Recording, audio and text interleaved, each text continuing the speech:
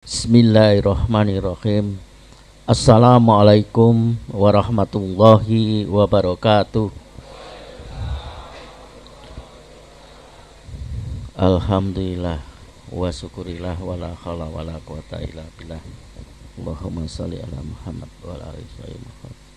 Yang saya banggakan Mas Budi dan seluruh jajaran pengurus cabang Karanganyar, berikut pengurus ranting dan seluruh warga, Mas Agus, Mas Kiai, Mas Wanto, Mbah Projo, dan seluruh para kadang sepuh yang berkesempatan hadir pada malam hari ini.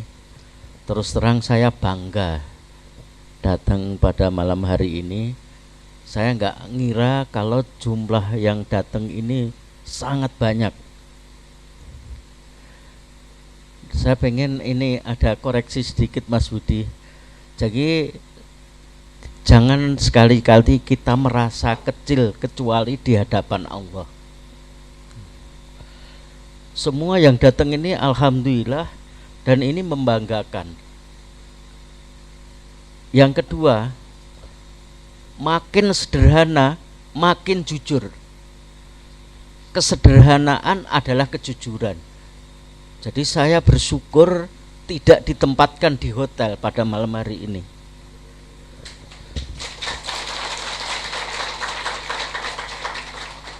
Dan ini napak tilas saya yang kedua datang ke Padepokan ini.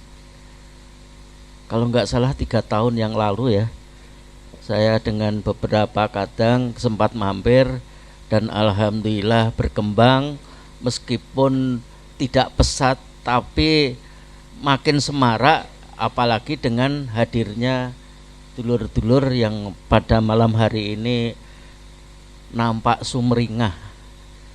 Jadi saya bersyukur kita bisa bersilaturahmi pada malam hari ini. Mudah-mudahan kebersamaan kita malam hari ini mendapat ridho dan keberkahan dari Allah Subhanahu wa taala. Yang ketiga, sebagian besar ini warga. Saya yakin semua pernah melakukan ikrar yang namanya sumpah bersama, paling tidak pada saat disahkan. Dan piagam sumpah itu diberikan setelah bersamaan dengan mendapatkan kartu piagam sumpah dan piagam wasiat.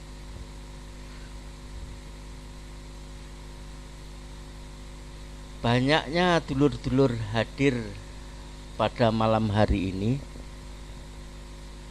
itu menenteramkan bagi saya.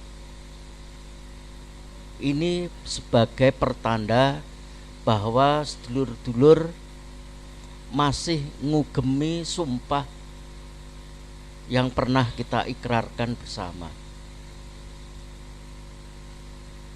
Meskipun saya kadang-kadang tanya gitu ya, siapa yang masih ingat isi sumpah? Nah kalau saya tanya ini banyak yang diem itu. Bahkan yang diingat itu kalimat yang terakhir, hancur lebur seperti yang itu saja. Padahal ada di tengah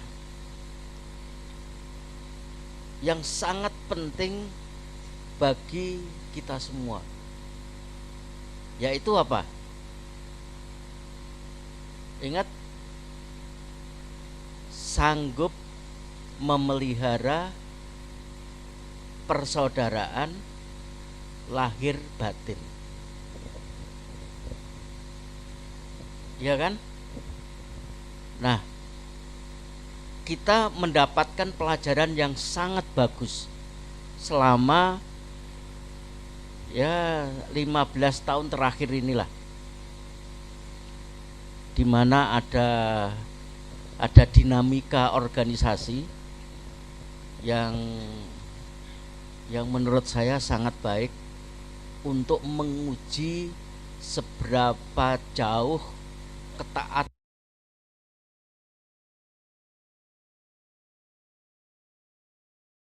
pada saat kita disahkan, kita sudah berikrar, kita dikasih piagam. Nah, mudah-mudahan piagam itu juga sempat dibaca. Di dalam piagam itu ada 10 tugas dan kewajiban sebagai warga persaudaraan Setiahati Ternate. Tugas yang ke-10 itu dieksplisitkan, kekal dalam persaudaraan. Nah, bagaimana persaudaraan yang kekal? Ini PR buat kita semua. Dan kita bisa berkembang, yang konon menurut informasi sekian jutaan gitulah ya. Itu karena kan keinginan kita untuk membangun pasduluran, bukan untuk berantem. Meskipun kita belajar silat, intinya kita pengen membangun persaudaraan. Persaudaraan yang bagaimana? Persaudaraan yang kekal. Bagaimana persaudaraan yang kekal?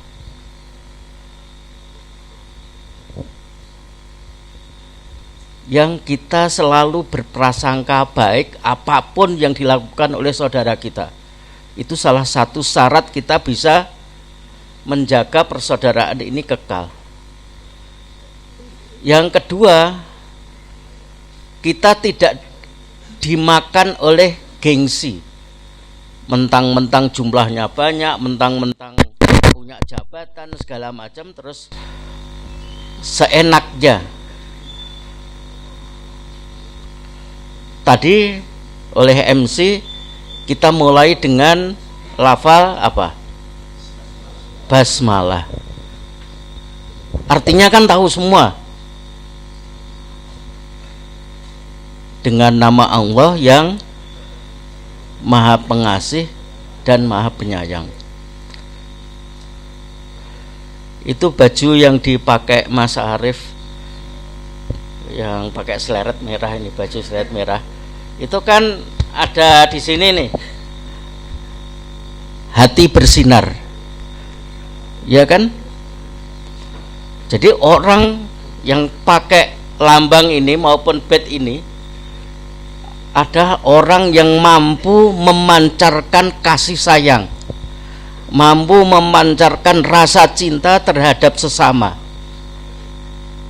Dengan itulah kita akan mampu memelihara persaudaraan yang kekal.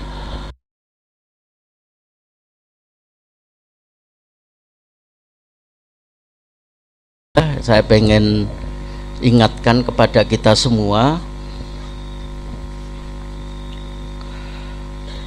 dengan dinamika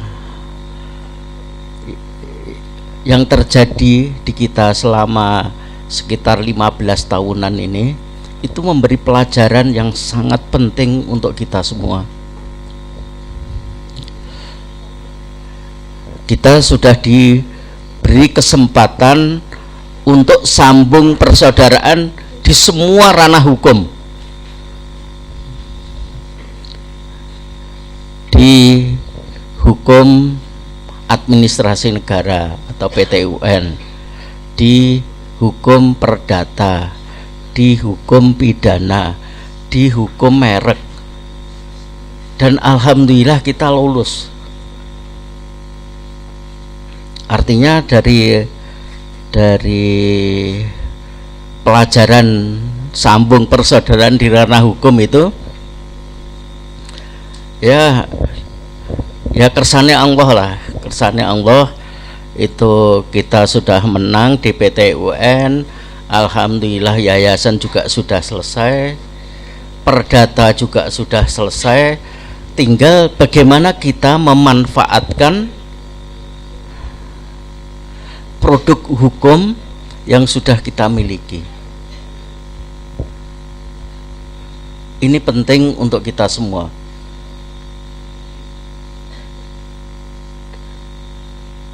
Ini hanya akan bermanfaat kalau produk-produk hukum ini kita manfaatkan dengan tadi dasar Bismillahirrahmanirrahim, dengan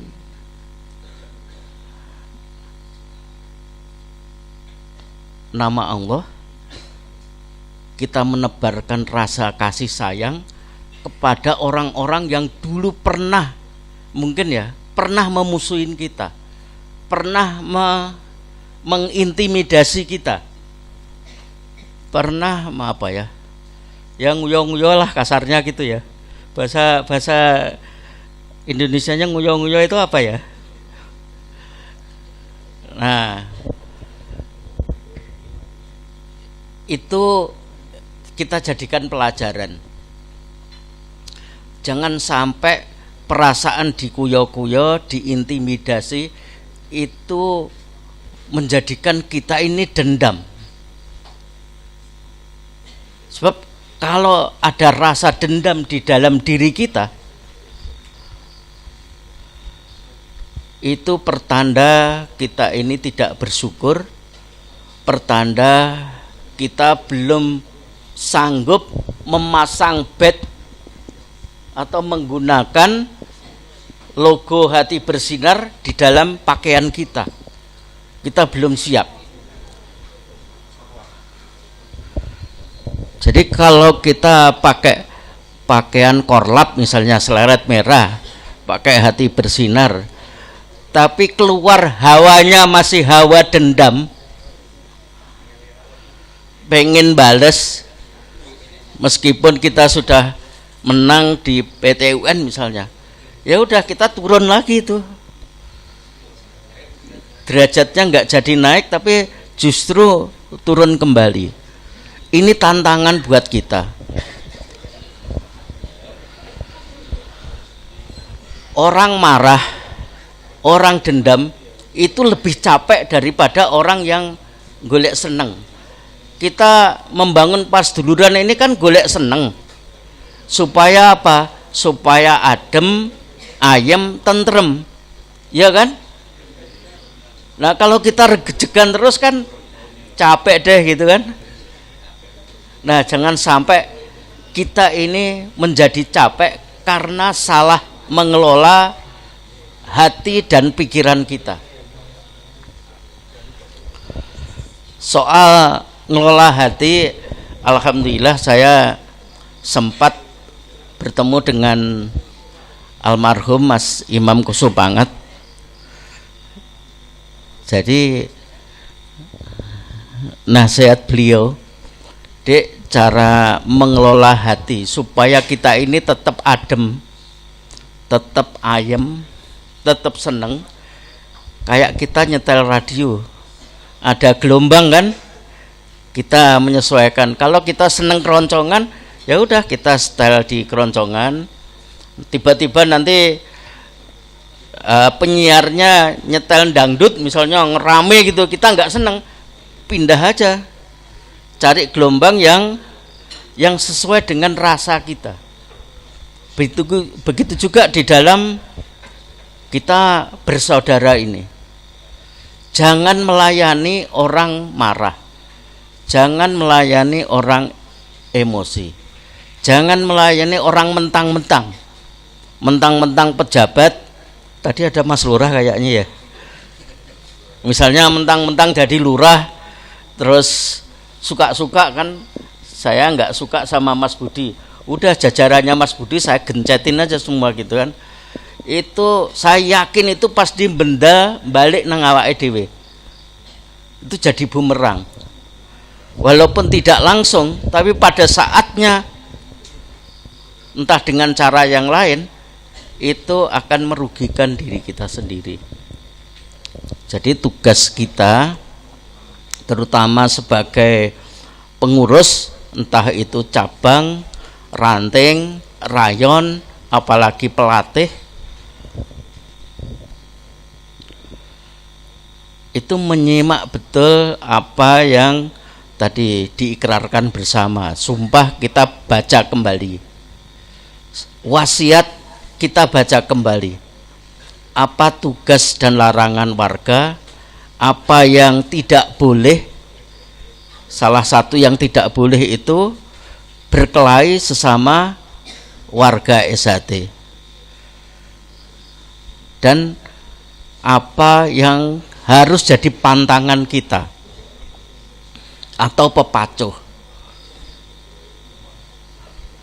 Pernah dengar kata salah satu pepacuh itu ngerusak pagar ayu, iya kan? Nah, ngerusak pagar ayu dulu disempitkan, itu ganggu keluarga orang lain. Padahal yang paling penting buat kita hidup bermasyarakat, namanya ngerusak pagar ayu itu ngerusak tatanan, ngerusak peraturan, ngelanggar aturan. Di organisasi kita yang namanya pemilihan ketua umum itu tidak ada voting, tidak ada pemungutan suara. Jadi kita ini organisasi pasduran, organisasi yang berorientasi pada pendidikan budi luhur, bukan berorientasi pada kekuasaan dengan mengandalkan kekuatan massa atau kekuatan uang. Ini sangat beda dengan partai politik. Jadi kalau kita usul sesuatu atas nama grassroots, atas nama arus bawah, itu enggak ada pengaruhnya. Yang paling berpengaruh di organisasi kita ini adalah majelis luhur, orang-orang yang kita percaya mempunyai keteladanan berbudi luhur. Itulah keputusan kita serahkan kepada beliau. Karena ini kita masih menganut sistem paguron, bukan sistem politik. Jadi opo jare majelis luhur, misalnya besok majelis luhur kumpul, Taufik berhenti jadi ketua umum, ya harus berhenti, nggak bisa protes. Meskipun dulur-dulur protes, nggak ada pengaruhnya. Penentu kebijakan di beliau. Itu satu. Yang kedua terkait dengan organisasi, terutama pengurus cabang, pengurus ranting, rayon, dan pelatih, mohon dibaca kembali mukadimah di alinea terakhir. Sekedar bentuk lahir, disusunlah organisasi dalam rangka persaudaraan. Jadi organisasi kita ini dibentuk untuk persaudaraan. Kenapa ada kata sekedar? Sekedar bentuk lahir. Tadinya saya berprasangka kata sekedar ini saya anggap organisasi itu enggak penting, asal jalan. Ternyata ini mempunyai makna yang luar biasa. Artinya yang mengelola organisasi ini jangan mentang-mentang ketua umum seenaknya, mentang-mentang ketua cabang seenaknya. Nah, itu nggak boleh. Jadi sekali lagi, kita berorganisasi ini dalam rangka persaudaraan. Yang kedua, dalam rangka membangun ikatan antar warga setia hati. Jadi bukan antar warga setia hati teratai saja, tapi antar warga setia hati. Jadi organisasi kita ini harus kita kembangkan sebagai ikatan antar warga setia hati. Nah, tugas yang lebih berat dari itu yaitu menjadikan organisasi kita ini berfungsi sebagai pembawa dan pemancar cita. Apa yang kita bawa? Ajaran setia hati. Apa itu ajaran setia hati? Ajaran budi luhur. Terus apa yang kita pancarkan? Tidak lain adalah perilaku budi luhur. Perilaku menebar cinta kasih. Seperti lambang yang ada di dalam dada kita. Jadi siapapun yang pakai lambang hati bersinar, itu artinya mendeklarasikan diri, saya adalah orang yang bisa mengasihi, bisa menebarkan rasa cinta kasih kepada siapapun. Itu maknanya. Jadi kalau jenengan pakai hati bersinar tapi pikirannya punya rasa dendam, nah mendingan dilepas, dilipat dulu.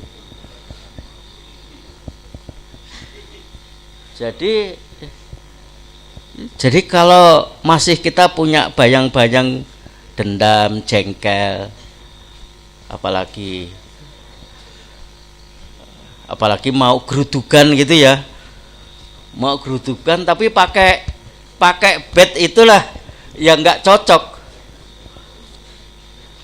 Deklarasinya orang yang bisa memancarkan kasih sayang, tapi prakteknya geruduk sedulur akibat dendam.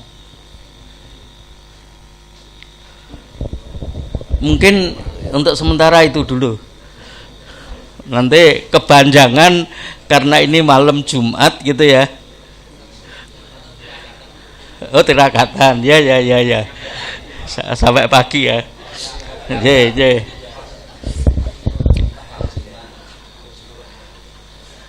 Jadi gitu deh. Nanti ini saya lebih pengen ada dialog supaya saya juga dapat masukan dari dulur-dulur.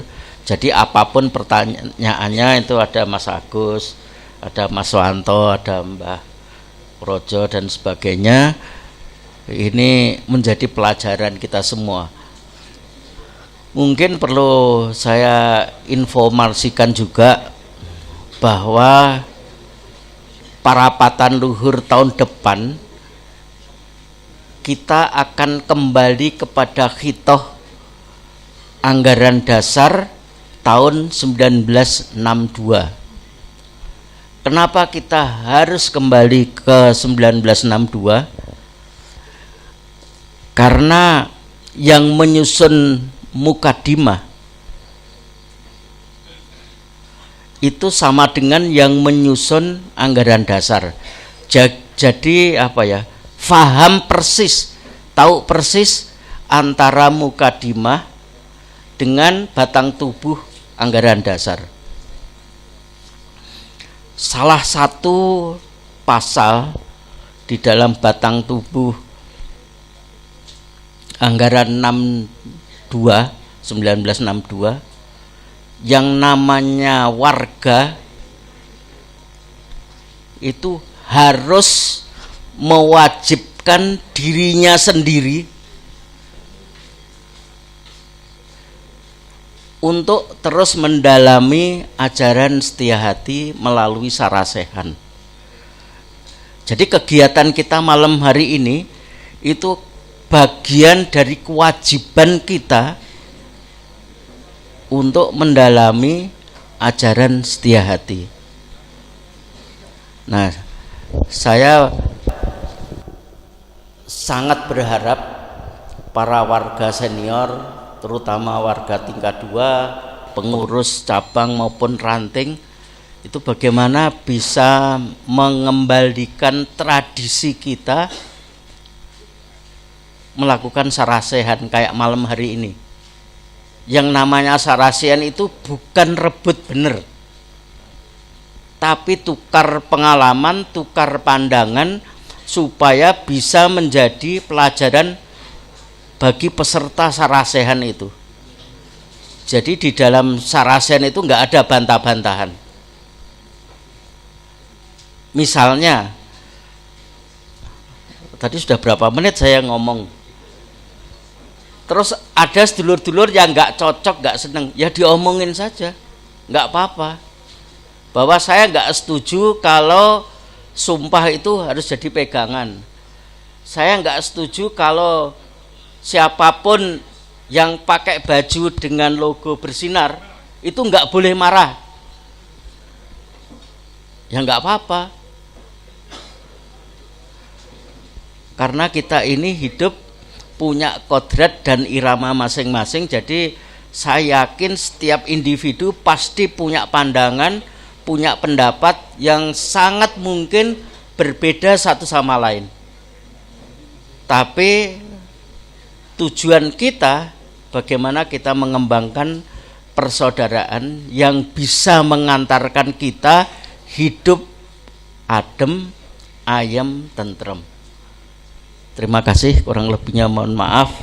Assalamualaikum warahmatullahi wabarakatuh.